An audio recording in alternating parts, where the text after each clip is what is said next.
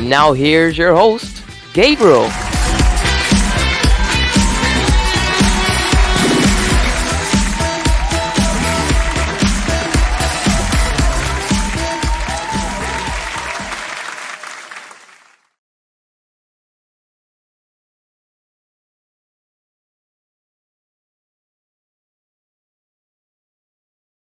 To you about I'm very hyped for this episode personally. I think it reflects my interests a lot. So yeah, honestly, I'm so excited, and I'm gonna begin with some news that is not really related to Roblox. So as you may know, the channel Leafy is here, which was one of my favorite YouTubers back in 2016, was terminated by YouTube. Honestly, it's pretty sad. I used to watch Leafy is here a lot, and when he came back, I watched him also. But now his YouTube channel has been terminated. Honestly, it's pretty sad. Hopefully it goes back, but oh well. It's just a shame. Hoping the best for him. So now, on for the next topic of the day, which I am really interested in, is something regarding my group. So as you may know, I own a group also. Apart from doing this talk show, I own a group called SpaceX Virtual. So what I do here is, we're going to start launching rockets and stuff. And, here we're going to present a picture of what we are working on right now. So probably most of you or some of you are watching this from SpaceX Virtual, the group. So if you are, welcome. And we have been working so hard on Starship. You can see the image there on your screen. It's huge. This is probably one of the first times you can probably see the scale of this thing. It's gonna be huge, and we're gonna go to Mars. It is a promise. We're gonna go to Mars, and of course, SpaceX cannot do all of these missions alone. We're also going to be taking part of the Artemis program, which is going to be also starting in a few months, and we're going to be in that program. We're going to be going to the moon, and hopefully beyond. And one of our guests you're going to see is related to that program. So yeah, keep that in mind. That's going to be really important. So yeah, that's pretty much what we have for this show today. And we're going to be talking about a lot of SpaceX stuff, a lot of space stuff, and it's going to be cool. Also, you're going to see a video tour also of Launch Complex 39A. And it's a really big launch complex. We're going to take you around. I'm not really going to spoil you guys too much in this. That is where, as you may know, we launched that Falcon 9 a few weeks ago. And we're going to be launching all of our Falcon 9 missions for investors and stuff. That's not where we're going to be launching our Starship missions. Our Starship missions are going to be from Texas, from Boca Chica, Texas, as you may know, just like the real-life SpaceX. You saw the images there of Starship, that really big rocket thing. Yeah, that is Starship. And that is where, that is Boca Chica. So now I'm going to go to my desk, and I'm going to present to you guys the video of the launch complex tour. So now we're going to start the video. Let's see. Honestly, I was so hyped for this, so hopefully you guys can see it on the screen really soon.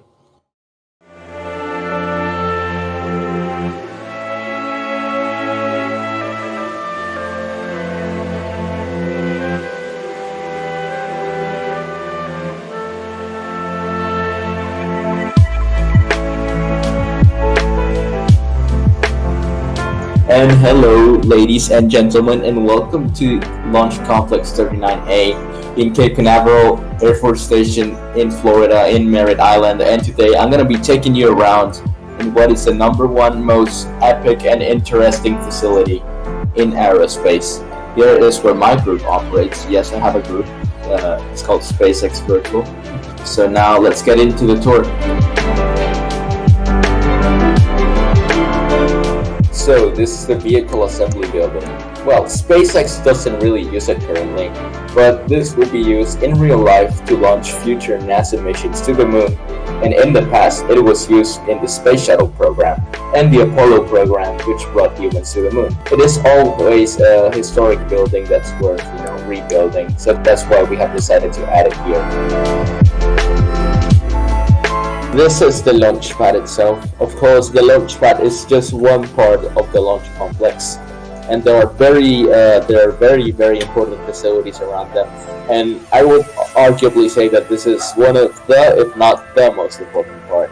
So as you can see behind me, you can see this Falcon 9 rocket with the crew access arm and the strong back. So the strong back is that big tower thing, the white metallic tower that stands behind the rocket, and it's holding it upwards. And next to it, you can see that big black building. That is that is where the crew access arm is at, and that is called the launch tower. So basically, that's where all of the astronauts go up to the crew access arm, and they enter the rocket. So here you can see the actual sheer size of the Falcon 9. So basically, what you're seeing behind me is the strong back that I was talking about, and of course the rocket itself. You can see that big fat cylinder. So yeah, you can see this thing in real life is 70 meters tall, including the capsule, and yeah, it's pretty big to say the least.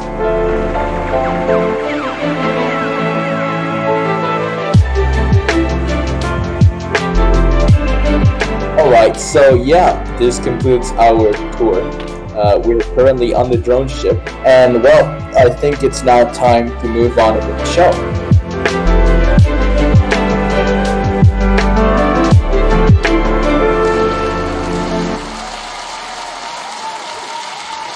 Alright, so that is our tour of 39A. I think it was really cool. I had such a good time filming it, and I really liked the transition at the end, so good job to whoever edited it. I think it was Daniel. So okay, now as I promised, we're going to bring in our guests. So I would like to bring to you Henry and LittleResBuilds. So I would like to welcome you guys to the stage.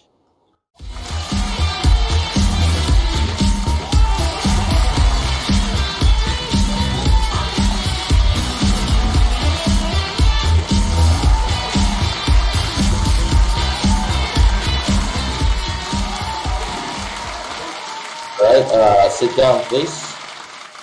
Where's Dumiiex, now that you're here? Alright, hello, LittleRes. Can you hear us? Yeah, I can hear you. Where's Dumiiex? Oh, there he is. Okay. He came a little bit late. Yes, I said your name, Dumiiex. Okay, so can you give us a little mic check? Can you guys speak, please? Dumiiex, Yeah. Can you speak? Yes. Okay, so welcome, guys. Henry sadly wasn't here. I got confused with Henry and Dumiiex because Henry. Okay, so I'll give you a little bit of context. Henry was here, but then he suddenly left, and he sadly isn't here anymore. So, anyways, these guys work for SpaceX Virtual. They are engineers. They are very talented developers. Thank you. So, Dumiiex, would you like to explain what you do as a engineer here? So, as an engineer in SpaceX Virtual, I work on the Starship, the interior of it. I have also helped a small bit with the launch complex and Boca Chica for Starship. All right, and Wes, what about you? I've made the Starlink satellite. I've done a bit of interior development for this. Also currently working on the Boca Chica launch site, launch tower. And can you tell us a little bit about what Starlink is? Is someone already working on that? So yeah, if you can elaborate on that. Yeah, sure. So Starlink is meant to be internet satellite that's meant to give us high-speed internet all over the world for a low price. Pretty much Starlink is meant to make internet costs all the way down, just like the Falcon 9 booster. Yeah, that is great, honestly. Yeah, that is one of our projects here at SpaceX, and we have so many projects. And Dumiiex, which project would you say that is the most exciting project when it comes to SpaceX? 'Cause we have so many projects, honestly, it must be hard to choose. Yeah, so we have the Dragon Demo Mission 2 coming up. That's probably going to be a very important moment for SpaceX Virtual. Same with the first Starship launch, which is going to go to Mars. That's going to be quite an important moment for SpaceX, and we hope we have a lot of viewers for that, because the SpaceX development team is working really hard on the Starship, and we really hope people like it. Yes, honestly, we have all been working so much on Starship, and it's not only Res and Dumiiex, but we've also, we have a whole team of developers, scripters also, who are doing their best to help us. So yeah, and Little Res. So, what do you think? Do you think you will be able to help us with SpaceX? For maybe more time, or do you thinking of maybe going to another group or something? Currently, I'm planning on going to any group. I don't know about Dumiiex here, but currently I'm pretty much staying in SpaceX for a while Same with because me. it's pretty much interesting. I'm really focusing on SpaceX Virtual because I want the best experience for viewers, and I want the Starship to be as good as it can be, and put Roblox to the full limits to make it like the best experience for the viewers and the crew. Yes. Yeah, Starship has been a very big project we've been on for the past couple of weeks. Yeah. And I have a question also for both of you. I'll tell you in which order to respond. So, do you have any other projects or tasks or whatever outside of SpaceX Virtual? So you can start, Dumiiex. Yes, I have the task of being an astronaut in the NASA group on Roblox. That's really my main focus outside of SpaceX Virtual. So right now I'm spending lots of time working on SpaceX Virtual. And what about you, Res? Pretty much. I have, other than SpaceX, I just like building games, making showcase games mostly. For working on one right now. It's meant to be a spaceship thing. It's going to look epic. Oh, that sounds interesting. And Dumiiex, you said you were an astronaut at NASA. So Yes. have you already flown on their shuttle? Because they use the space shuttle. I have not been on a mission yet, and they are indeed doing the space shuttle mission in order. So they're realistically recreating those missions. I have not been chosen for a mission yet, but hopefully I will be chosen soon. And how do they choose like who goes on each mission, or is it random? Well, it's kind of randomized. It's just luck. You're either on it or you're not, but each astronaut will end up with a fair share of missions, so that one person doesn't get more than another person. Yeah, that's understandable because if not, that could be like an issue. It kind of So, yeah. depends how, like, when you join. If you join near the end of the program, you're not going to get as many missions as the people who joined earlier in the program. So it's Yeah, kind of makes just sense. be early and get on more missions. And Res, I think you're also in NASA, right? If I'm not mistaken. That is correct. I'm currently a ground crewman. And are you and how is the experience there at ground crew? Because it must be very different from from an astronaut. Well, to be honest, perspective. it is very different compared to the US program because from my experience being in, it's way more chilled out than the other things because it's calm and stuff compared That's to right. astronaut program and all those 3 stages. Instead, we just learn and ready to go. And is it hard to be part of the ground crew at NASA? Well, sometimes it can be hard depending on the problem. Like sometimes we can have astronauts falling off the pillow in the white room, and then you'll Oh, have to do stuff. or we have external tank failure, leaks, and stuff, but those don't ever happen. But ground crew can be hard when it comes to landing, in my opinion. It's the hardest bits. And Yeah. And do you think, and Dumiiex, since you're an astronaut, do you think it's a realistic experience, or at least a good or challenging experience when it comes to astronaut training? So for the astronaut training, it's fun, but there's a big challenge. You kind of have to do the best you can and get as much practice in as you can because it takes lots of effort and lots of time. It can take over a month. It took me about a month and a half or 2 months throughout the whole training program. And then you have your Wow. final test, and on that final test, you either become an astronaut or you don't. It's very nerve-wracking, but I mean, it's possible. And how many people join that program? Like, I've seen sometimes that they open application, but Yeah, then I so don't really know how many, actually become astronauts because it must be really small. normally there's around like 20 to 30 who pass applications, but there's a really small number who actually become astronauts. For example, in my class, 40 people, like I think it was 50, got to interviews, which is the first part, and only 8 people became astronauts.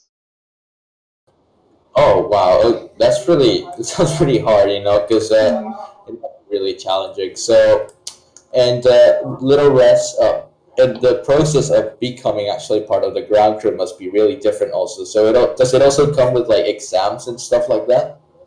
So when I was joining ground crew, it was a bit different compared to now. When I was joining, we used to just have to try out. Now it is sort of moved on to doing applications and then having a specific training function. Like let's say having to go to 3 different trainings, which really just all do the same thing, and then going on one mission. Pretty much, you become. Oh, okay. And I'd also like to have some questions for you both. So, when it comes to rockets themselves, like in general, would you? So I heard that Little Rex, you really like the space shuttle, and Dumiiex, you really like Starship, Yeah. right? Yeah. So it would be really interesting. Actually, we're going to be hosting a little game show right now that we're going to be discussing why each of your favorite rockets is good. Or we're not really gonna like debate which one is better because they're really different rockets. So yeah, we're just gonna discuss a little bit about what the goods and the wrongs of each thing. So that's not yet, but we're going to be doing it in around a minute or so. It's gonna be really cool. So, what got you into rockets? The question. You can start, Domiiex, if you want. Oh, so it was kind of just I was scrolling through YouTube one day, and I just came across a video, and it was just like discussing space and that, and I really enjoyed it. And then I started learning more about them, and now it's like an obsession. And I like learning about space and rockets and that, how they work, what's their purpose, all of these really cool things. And it basically shows how it's gone from like one person thinking of an idea to like it becoming a complete space agency. Yeah, that honestly, yeah, it's sort of similar to what happened to me. But what about you, Res? What got Uh, you into well, rock? for me, what got me to rocket? Actually, it's kind of a different story. I would just looking for a new game to play, and like just scrolling through YouTube, and I found a game called Facebook. May be popular, maybe not. That really got me into like making rockets. I started watching rocket videos and stuff, and I eventually got on tester. Had some fun there, and then also found NASA and pretty much just grew my obsession. I've watched like a tons of documentaries, just the shuttle in general, and yeah. All right, so guys, if we can stand up now and we can stand up, each one can stand on each little podium thing. That would be much appreciated. Thank you. All right, guys. So what we're going to do is that each person will have around 2 minutes to speak about their favorite rocket, 2 or 3 minutes.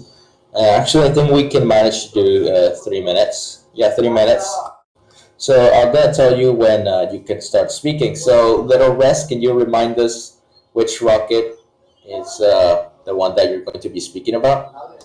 I will be speaking about the space shuttle and the program space shuttle.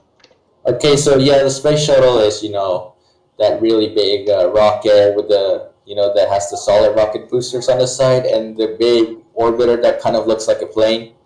Yeah, so that's the space shuttle. A very unaerodynamic plane. Yeah, it's pretty much a flying brick. And That's what they call it. yeah. And what about you, Dumiiex? I'll be talking about the Starship. Okay, so yeah, Starship is the SpaceX's upcoming new vehicle. It looks really shiny because it's made out of it will be made out of stainless steel. So it is going to be capable of refueling in orbit and going to Mars and stuff, and that's really cool. So now, if we can start with Little West, All right. I'll give you your cue to speak on why you really like the space shuttle. So you can begin now.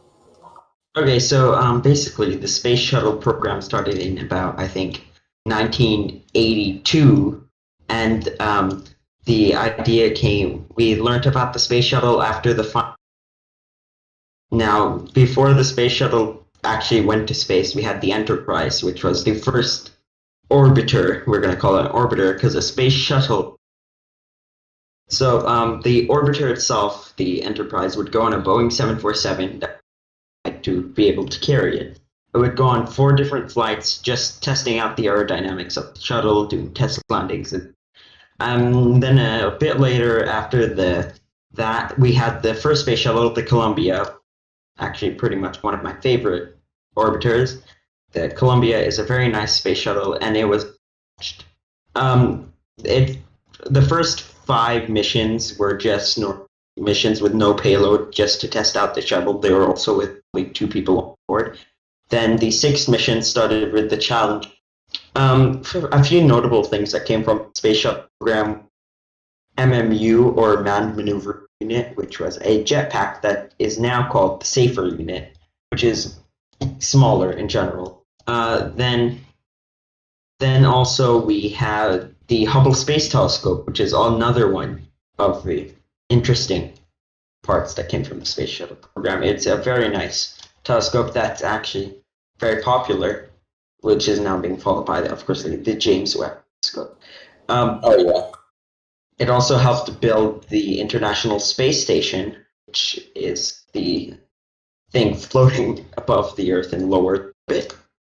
And recently, the Dragon 2, from DM2, the Dragon 2 undocked and landed recently.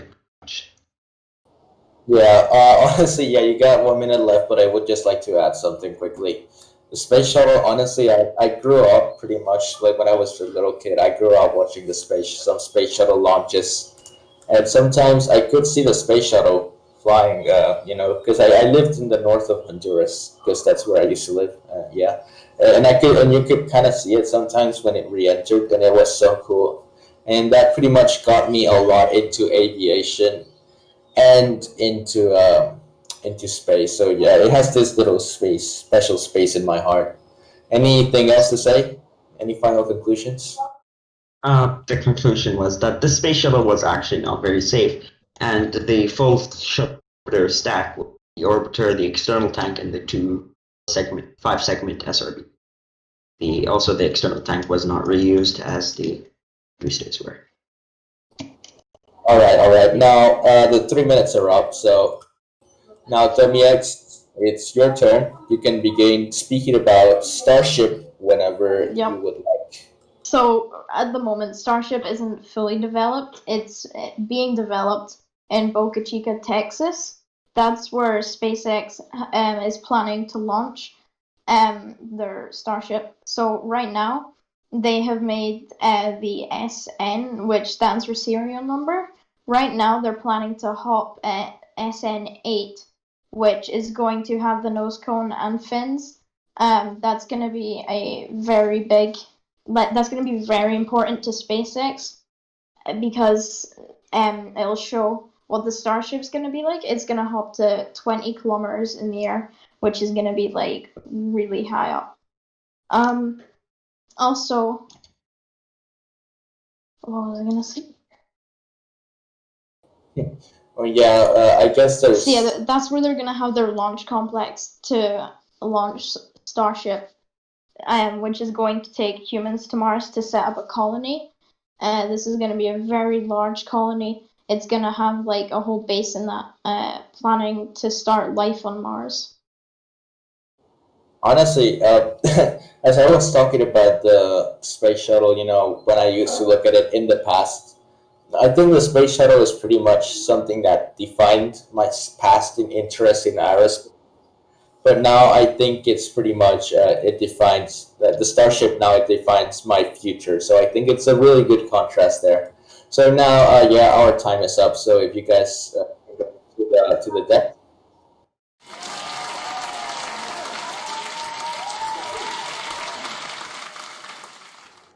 All right, honestly, guys, it was really cool having you here.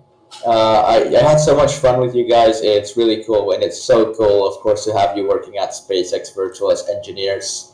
So, any conclusions you guys want to say in these final seconds that we have? Yeah, It's been a pleasure working at SpaceX Virtual. We plan to do a lot in the future.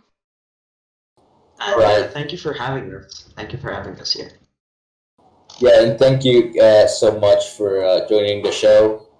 Honestly, yeah, we have so much planned already for SpaceX, and it's also very cool to learn about your experience at NASA and how it differs from other aerospace groups. So, yeah, as always, we're sorry about this weird break thing that we have, and see you in the next one. Goodbye, guys. See ya.